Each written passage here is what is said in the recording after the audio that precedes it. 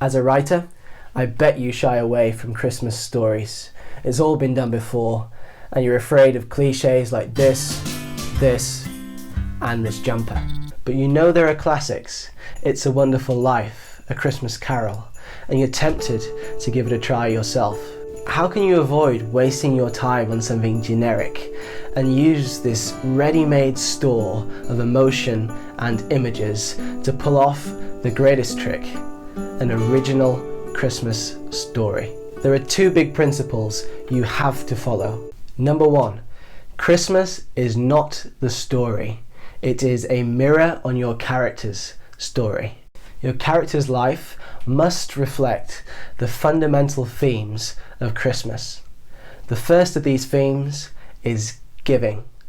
A child is given Santa Claus presents, and in writing, the number one book on this theme is A Christmas Carol. Here we have the opposite of giving, a classic miser, Scrooge.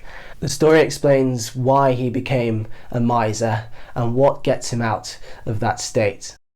The second theme is the promise of better things to come and the suspense that goes with that promise. So a classic example would be gifts under the tree and children running downstairs on Christmas morning to see what presents they have got, but also, of course, it is the birth of Jesus and the life that he goes on to lead.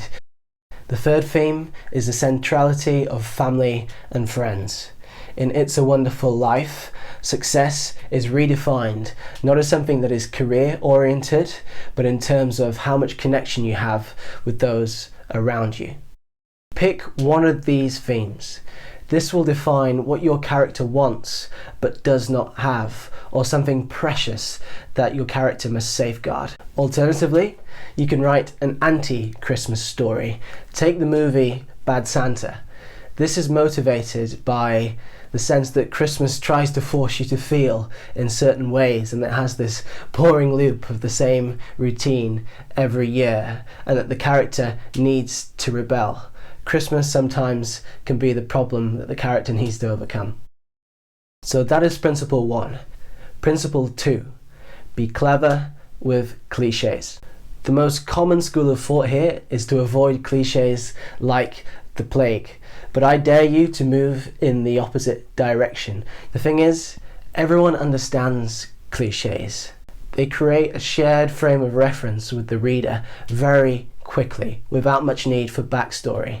This is extremely useful in short stories in particular. Again, the cliche should be the frame that reveals something about your character. So long as it speaks to your character, it is not a cliche. Let me take an example.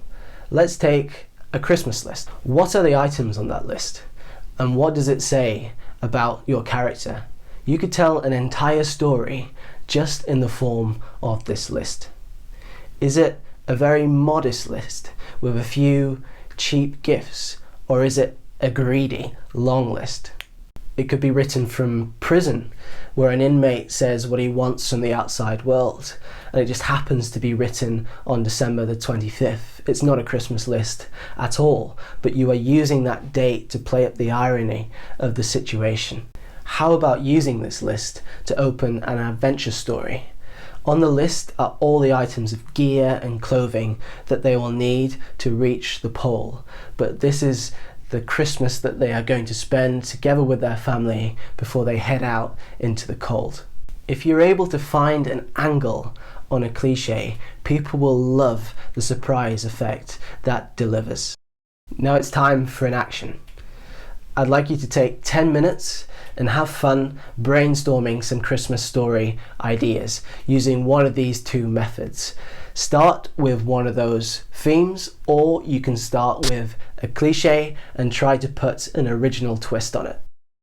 If you're bored of rewatching the same movies or hearing George Michael for the 25th time and it's only the 15th of December, give this story writing a try. It can really put you in that Christmas mood.